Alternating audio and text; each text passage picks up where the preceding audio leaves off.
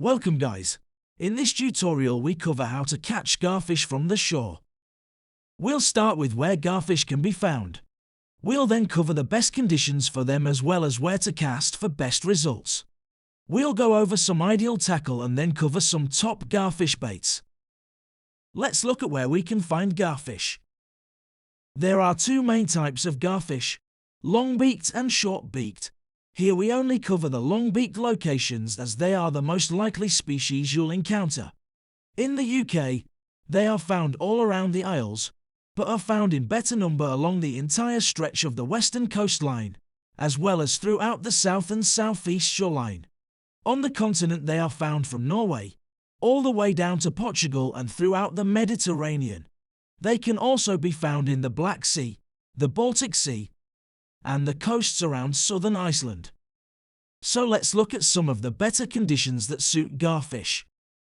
In the UK, garfish are a species of spring and summer. They tend to arrive inshore around April, especially in the southwest corner of the Isles. By May they are found around the UK in more reliable numbers and will continue to be caught in good number all the way up to July.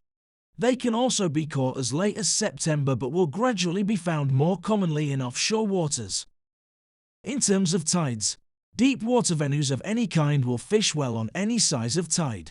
Despite that, larger size tides will be the better choice on either shallow or deep venues, as long as the venues are still fishable. For estuaries and the deeper venues such as piers and breakwaters, the tidal window will be largest, showing garfish anywhere between the mid-hours of the flood tide, up to the early hours of the ebb. The same will apply for the deep rock ledges, with the garfish being caught tighter in as the tide floods inshore. Any type of beach will fish better on the flood with catches dropping off by high tide. This is true for either steep-to beaches or your more standard profile beach. If you are fishing shallower rock marks, it will be a similar scenario in terms of the flood tide. As with many summer species, it's the periods of calm settled weather which bring them in. They tend to be visual hunters and feed in the day, so day tides are a must, as are clear water conditions with no heavy sediment. Overcast skies will help draw them into shallower water.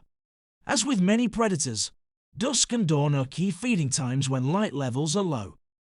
So what are our options for casting? In general, it's the deeper venues that will be more consistent over the shallower marks.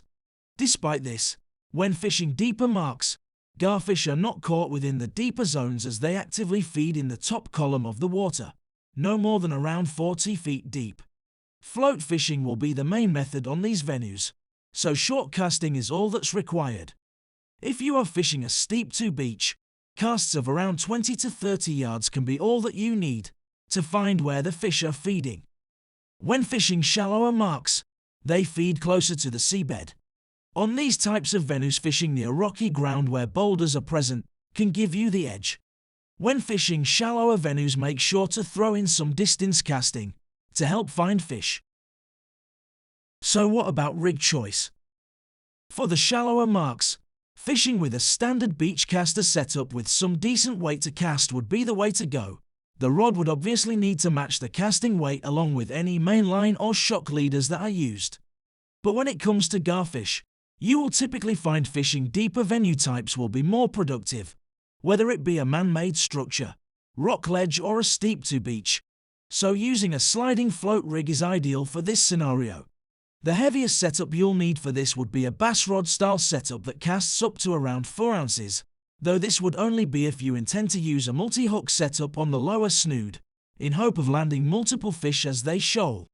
As a starter, we suggest simply using a setup that targets one fish at a time with one hook on the snood. This would use a spinning rod with a casting weight of around 2 ounces. Use mainline of around 15-pound breaking strain. Braid gives better bite detection, but mono is fine. You'll need a fluorocarbon leader of around 8 feet long. The breaking strain should be 15 pounds. This leader will attach to your reel and run through to the very bottom of the rig, reaching the mainline swivel at the bottom. Before the swivel is attached, you will slide on any components needed in order. The stop knot will be what controls the depth of your hook bait and is positioned at the top using either power gum, rig tubing, or here a rubber band is used. The top bead will prevent shock between the float and the stop knot. The float itself suspends your hook bait. The drill weight stabilizes the rig in the water and allows you to cast. It needs to be the right weight to stabilize the float. The bead beneath prevents any abrasion between the weight and the swivel knot. For the snood, 3 feet of 8-pound fluorocarbon should be used, with a size 4 wire pattern hook attached. That has a long shank. Thin wire hooks will better hook the bony mouths of the garfish. So which baits will garfish be keen to feed on? Garfish specialize in hunting small fish prey.